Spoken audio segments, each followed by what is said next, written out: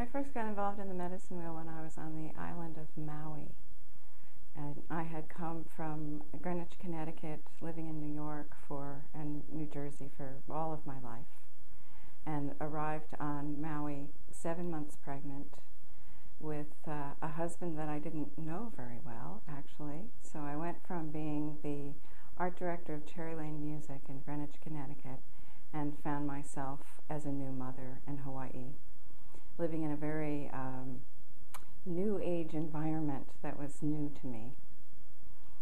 And I was working as a freelance art person doing graphic design for a studio downtown, and the woman who was my superior, I very much wanted to make a friendship with her, and she made it pretty clear that she was unavailable for that, and she was interested in being my boss. And I continued to work for her for many months, and one day she went off to a medicine wheel ceremony on the Kenai Peninsula and came in on Monday and looked at me straight in the eyes and said, "I had an incredible weekend, I have to tell you about this ceremony that I did." And she unfolded her whole weekend and was a changed person. And I wanted whatever it was that she had gone and got, but I had no idea if it was Native American or East Indian or what the term medicine wheel even meant. I was just wanting to be there, whatever it meant, whatever it did. It was compelling to me.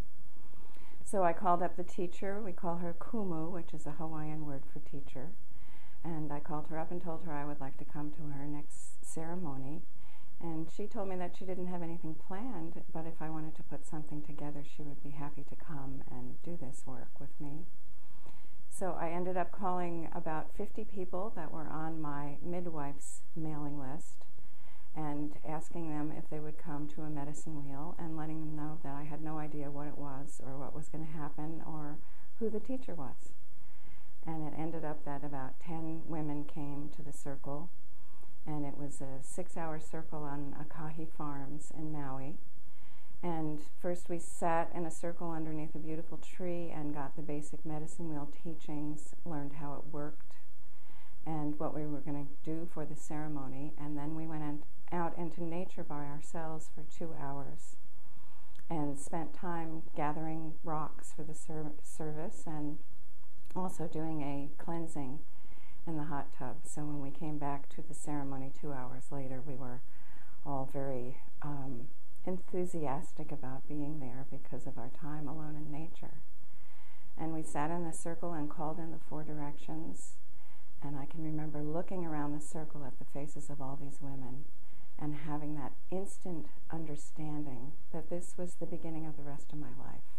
There was something very, very profound here for me that I found as a spiritual path in a way that I never found in any other spiritual path before. And I had been raised Presbyterian and would go to the Presbyterian church with the pews all in a row and the minister up ahead in black and singing those songs, Onward Christian Soldiers. And I just thought, oh, this isn't it. There's something else. So that's what brought me to the medicine wheel, is I think the opening of being in Hawaii, of being in a young mother, and just essentially having my psychic doors blown off from the experience of being there.